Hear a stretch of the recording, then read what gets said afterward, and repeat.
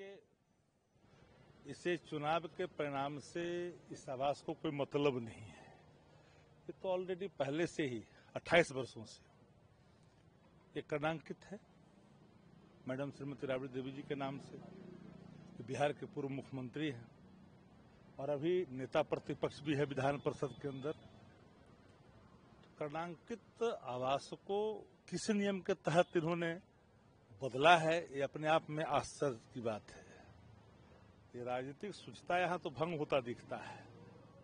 और ऐसे भी सब लोग को पता है कि जो पूर्व मुख्यमंत्री होते हैं और वो सदन के सदस्य होते हैं तो उन्हें उच्च मानक का ऐसे भी आवंटित होता है, और जो आवंटित रहता है और लगातार वो सदस्य रहते हैं तो उनके आवास, उनके नाम जो आवंटन होता है उसको रद्द भी नहीं किया जाता है। आप दिल्ली में देख लीजिए, एक से एक लोग जो लगातार सांसद हैं, पूर्व मुख्यमंत्री रहे, उनके आवास कभी रद्द नहीं होते। लेकिन लग रहा है कि भारतीय जनता पार्टी की दखल कुछ ज्यादा बढ़ गई है और सत्ता की बागडोर जिनके हाथों में है वो नाम के हैं, और जिनके पास ये विभाग है वो तो मंजे हुए हैं लोगों में से गिने जाते हैं। फिर भी इस तरह का जो निर्णय है आश्चर्य में डालता है। आगे क्या आप लोग कीजिएगा, क्या स्टैंड? हमारा स्टैंड क्या, हमारा तो स्टैंड पहले से ही आप जानते हैं कि हम कभी भी राजनीतिक शुचिता भंग नहीं करते। याद होगा आपको कि इसके पहले प्रेम कुमार जी जो जिस आवास में अभी हैं, मंत्री नहीं भी थे तो भी उनके आवास खाली नहीं किए गए थे विभाग रहने के बावजूद भी। जो आप देख सकते हैं कि जो विधानसभा अध्यक्ष जो अभी थे कुछ दिन पहले, तो उनका भी जो दो देश रत्न मार्ग में जो था, उनके भी विधायक भी थे तो भी खाली नहीं कराया गया था, क्योंकि हम लोग सूचना को बरकरार रखते हैं। लेकिन इस बार जो हुआ है, जो पत्र देख रहे हैं, कहां तक सत्य है, किस रूप में किया गया है, यह अपने आप में दुर्भाग्यपूर्ण प्रतीत होता है। मान रहे हैं क्या इसको? देखिए, हम मकान को साजिश का हिस्सा नहीं मानते हैं। ये मैं मानता हूं कि इससे बिलो द बेल्ट और कुछ नहीं हो सकता है। आप चुनाव में जिस कारण आप जनादेश प्राप्त किए हो, अपने बलात् मशीनरी मैनेजमेंट के आधार पर आपने जनादेश तो प्राप्त कर लिया, लेकिन यह भी ख्याल रखना चाहिए कि 1,90,00,000 वोट महागठबंधन और तेजस्वी जी के नेतृत्व में प्राप्त हुआ है।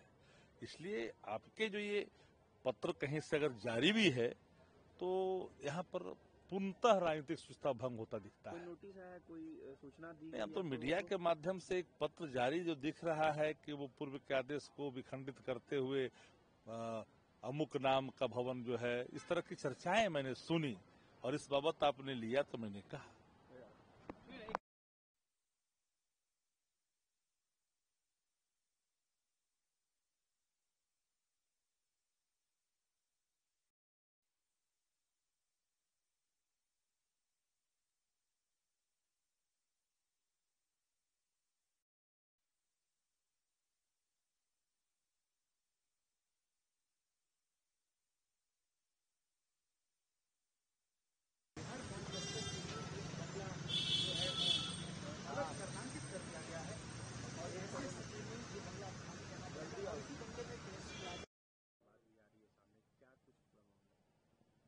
देखिए, इसे चुनाव के परिणाम से इस आवास को कोई मतलब नहीं है।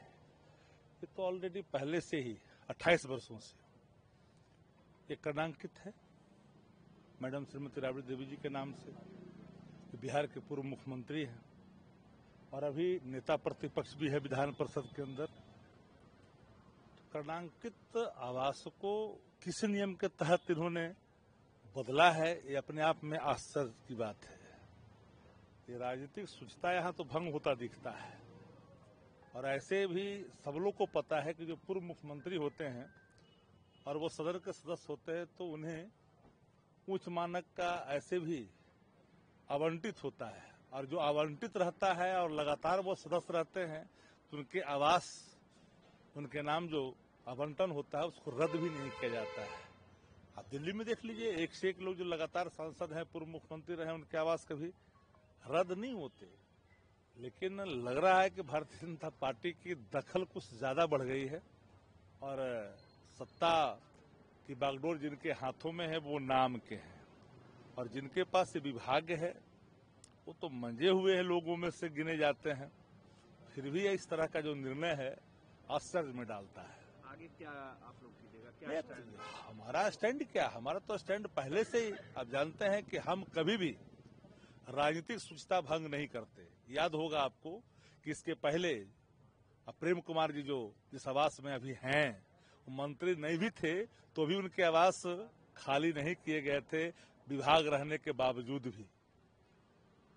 जो आप देख सकते हैं कि जो विधानसभा अध्यक्ष जो अभी थे कुछ दिन पहले, तो उनका भी जो देश रत्न मार्ग में जो था, उनके भी विधायक भी थे तो भी खाली नहीं कराया गया था, क्योंकि हम लोग शुचिता को बरकरार रखते हैं। लेकिन इस बार जो हुआ है, जो पत्र देख रहे हैं, कहाँ तक सत्य है, किस रूप में किया गया है, यह अपने आप में दुर्भाग्यपूर्ण प्रतीत होता है। मान रहे हैं क्या इसको? देखिए, हम मकान को साजिश का हिस्सा नहीं मानते हैं। ये मैं मानता हूं कि इससे बिलो द बेल्ट और कुछ नहीं हो सकता है।